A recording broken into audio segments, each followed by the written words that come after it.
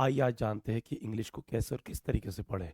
तो सबसे पहले मैं जो विधि बताने जा रहा हूँ आपके लिए बहुत ही इंपॉर्टेंट है। खाली किताब लेके बैठने से नहीं होगा, ना पेन चलाने से होगा। उसके लिए एकदम सिंपल एक प्लान के हिसाब से चलना पड़ेगा। तो सबसे पहले ध्यान देना, मैं एक इंग्लिश विषय की बात कर रहा हूँ। ग्रामर, ग्रामर की बात करेंगे। तो ग्रामर, उसके बाद literature, writing skill, work means word meanings, self study, preparation, old question papers, क्या है सब चीज़ ना। तो सबसे पहले ध्यान देना, आप चाहे 10th के स्टूडेंट्स हो या चाहे 12th के स्टूडेंट्स हो, सबसे पहले आपको देखना पड़ेगा कि यदि आप इंग्लिश पेपर 3 घंटे की जो पेपर होते हैं, उस पेपर में हम कैसे लगाते, करने का क्या तरीका है। तो पेपर, हमारा क्वेश्चन पेपर कितने घंटे का है? 3 आवर्स का होता है। कितने घंटे का होता है? 3 घंटे का होता है। तो 3 घंटे को हम कैसे डिवाइड करेंगे? तो पेपर में अपना बेस्ट देने के लिए उससे पहले आपको अपने आप में बेस्ट देना पड़ेगा। तो इंग्लिश, इंग्लिश में सबसे पहले क्या करेंगे? ग्रामर को पढ़ेंगे। ग्रामर में क्या क्या विधि होते हैं, कौन कौन से टॉपिक्स होते हैं, जैसे सिंथेसिस, सिंटैक्स, उसके बाद क्लाउज, उसके बाद मोडाल्स, नॉन फाइनाइट, जितने भी ग्रामर होते सबको तैयारी करना है। नेक्स्ट आपका पॉइंट है लिटरेचर।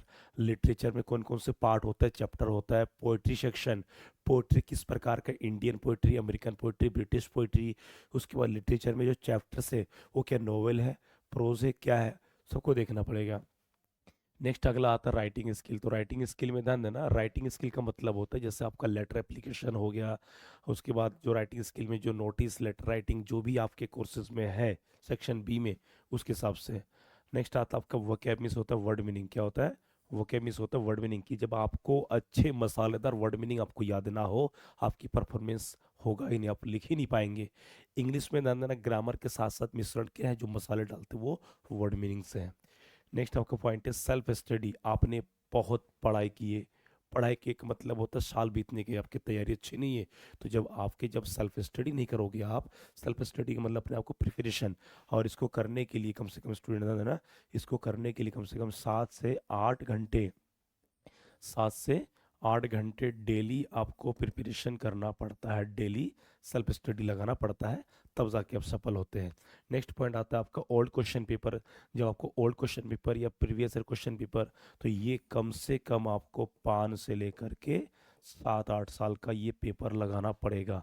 उसके बाद ध्यान देना, जो सैम्पल पेपर्स होते हैं ना, तो ओल्ड पेपर मतलब प्रीवियस ईयर क्वेश्चन पेपर जो हो चुका है, जैसे 2024, 2023, 22, 21, 19, 18, जो भी पेपर हो चुके, उस पेपर एक प्रधान के रूप में होता है। प्रीवियस ईयर पेपर, एक ध्यान देना, एक वेस्ट मेथड, एक अच्छा नंबर पाने के लिए प्रीवियस ईयर पेपर और इस प्रकार की जो मेथड है ये आपको अपनाना पड़ेगा। आंसर पेपर को लगाइए।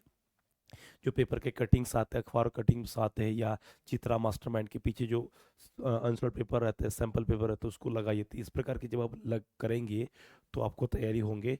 तो ध्यान देना, ये जो स्टेप्स स्टूडेंट्स, ये सारे स्टेप्स जो है एक बेहतर नंबर की ओर ले जाता है, तो आके आप टॉप बन सकते हैं।